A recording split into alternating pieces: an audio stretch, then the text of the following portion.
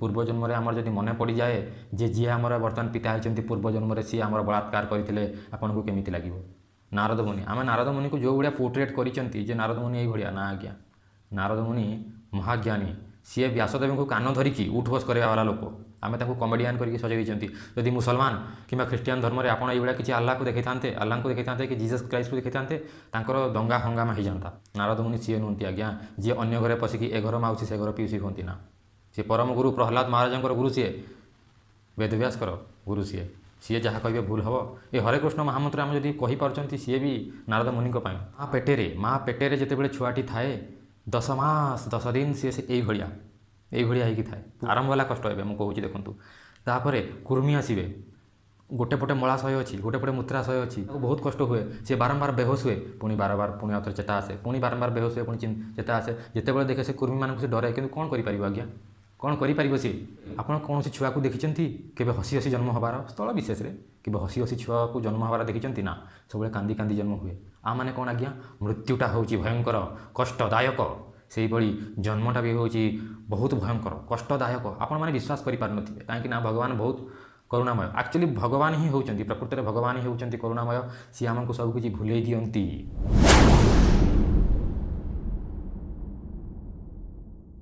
जय श्री कृष्ण जय महाप्रभु। केबे थिलु नीलमाधव घंच जंगल भितरे केबे थिलु नीलमाधव घंच जंगल भितरे एबे जगन्नाथ हेई सभिंक हृदय मध्यरे। आज आम कथा हवा जे दुखटा कौन मो सांग मो सहित दिन बसिकी कथा होता देख मो पाखे पैसार किसी अभाव ना सब ठीक ठाक अच्छी गाड़ी बंगला सब अच्छी टेंशन किसी ना नेक्स्ट बाहा भी होजी तमें जो कौच दुख दुख दुख ये दुखर संसार छाड़ी निज घर को चल बैकुंठ चल कहीं दुख तो मत कि जना पड़ूनी मत हस लगे ताने है आसिक 25-26 वर्ष ताकू एपर्यंत जनानी दुखटा कौन सी एपर्यंत जापारा ना दुखटा कौन।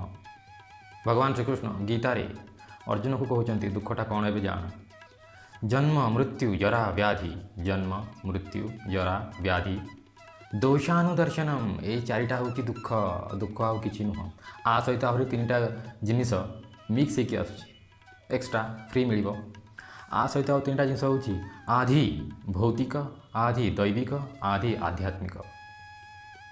आज कथा या विषय आम जे दुखटा कौन।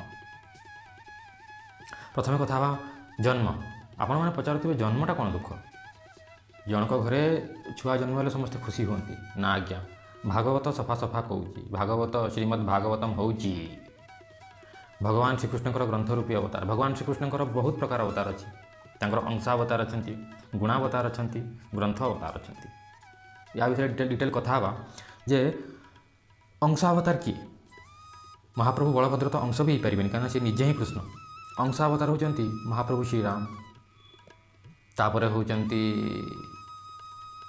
वामन अवतार नरसिंह अवतार जी आप 10 अवतार देखुं 10 अवतार सब नुहे वामन अवतार नरसिंह अवतार राम अवतार एमाने होती अंश अवतार तापर गुण अवतार होती महर्षि वेदव्यास तापर आसीगले परशुराम एमाने होती गुणावतार तापर होची ग्रंथ अवतार कौन ग्रंथ अवतार होती श्रीमद् भागवतम और भगवद गीता।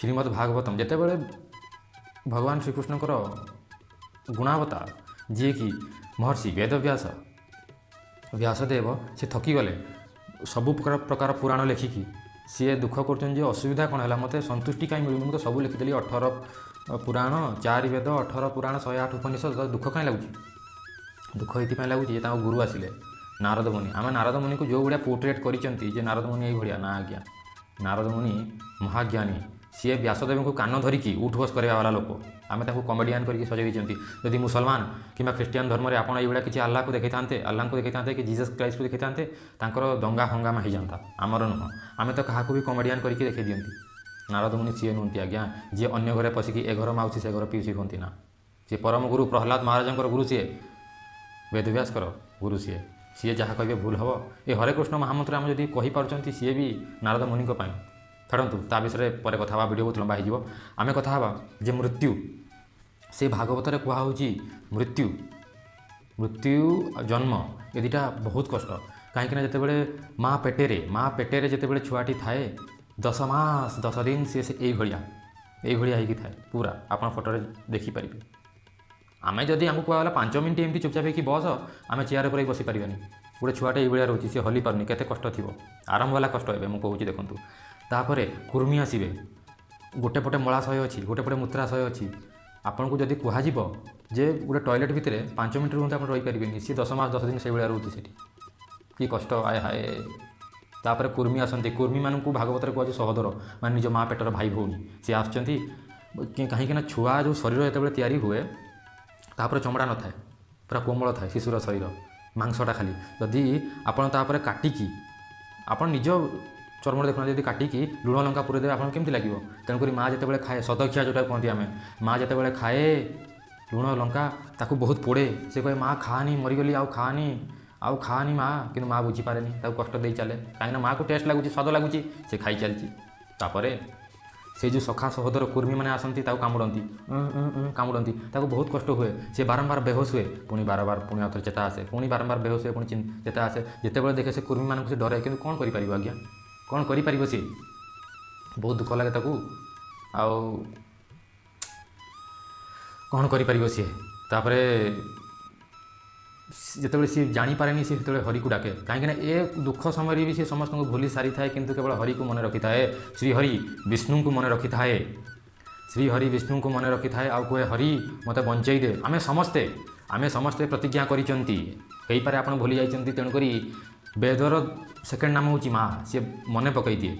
ଆଜି ଯଦି ଆମ ମା ଆମକୁ କହିନଥାନ୍ତେ ଯେ ଆମର ପିତା କିଏ, ଆମେ ପିତାକୁ ଖୋଜି ବୁଲୁଥାନ୍ତେ, ପ୍ରମାଣ ନଥାନ୍ତା ଆମ ପାଖରେ। ସେଭଳିଆ ମା ଯେତେବେଳେ ବେଦ ଶାସ୍ତ୍ର ପୁରାଣରେ ଲେଖା ହେଇଛି, ସେ ଭଗବତ ଗୀତାରେ ମାନେ ଭାଗବତମରେ, ସେ ଭାଗବତମରେ ଲେଖା ହେଇଛି ଆଜ୍ଞା ଯେ ଆମେ ସମସ୍ତେ ପ୍ରତିଜ୍ଞା କରିଛନ୍ତି, ହେ ହରି ମୋତେ ବଞ୍ଚେଇ ଦେ, ଏ ନର୍କ ରୂପୀ ଅନ୍ଧକୂପରୁ, ମା ପେଟରୁ ମୋତେ ଉଦ୍ଧାର କରିଦେ। ବାହାରକୁ ବାହାରିଲା ପରେ ମୁଁ କେବଳ ତୋର ଭକ୍ତି କରିବି, କେବଳ ତୋର ନାମ ସଂକୀର୍ତ୍ତନ କରିବି, କେବଳ ତୋର ପ୍ରଚାର କରିବି, ତୋ ନାଁକୁ ହିଁ ଚାରିଆଡ଼େ ପ୍ରଚାର କରିବି, ଆଉ କିଛି କରିବିନି। ଏତେ କଷ୍ଟ ସହିଲା ପରେ ବେହୋସ ହେଇ ବାରମ୍ବାର ସେ ଜନ୍ମ ନିଏ। ବାରମ୍ବାର କଷ୍ଟ ସହି ସାରିଲା ପରେ ହରି କୃପା କରନ୍ତି, ଆଉ 10 ମାସ 10 ଦିନ ପରେ ସେ ଜନ୍ମ ନିଏ।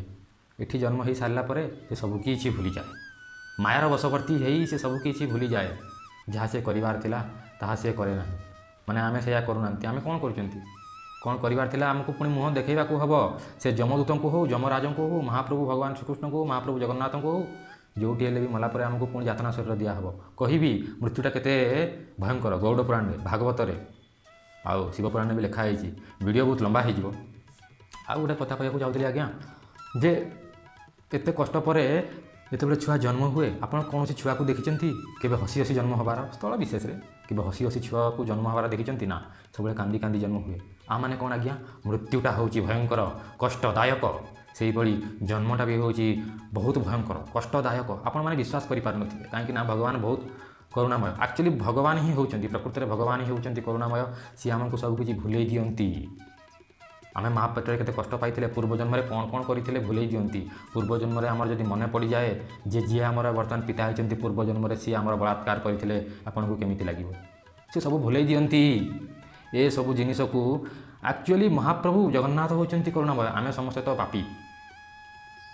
ଇଏ ହେଉଛି ଜନ୍ମର କଷ୍ଟ ଆଜ୍ଞା। ମୁଁ ତ କହିନି, ଖୋଲିକି କହିନି। ଭାଗବତର ତୃତୀୟ ସ୍କନ୍ଧରେ ଆପଣ ଯଦି ଜାଣିବା ପାଇଁ ଚାହୁଁଛନ୍ତି ପୁରା ପଢ଼ନ୍ତୁ। ଯଦି ଆପଣ କମେଣ୍ଟ କରିବେ, ମୋତେ କହିବେ, ତାହେଲେ ମୁଁ ପୁରା ଭାଗବତର ତୃତୀୟ ସ୍କନ୍ଧକୁ ଆପଣଙ୍କ ସାମ୍ନାରେ ରଖିବା ପାଇଁ ଚେଷ୍ଟା କରିବି। ମୃତ୍ୟୁଟା ମାନେ ଜନ୍ମଟା କେତେ କଷ୍ଟଦାୟକ ଆପଣ ଜାଣିପାରିବେ।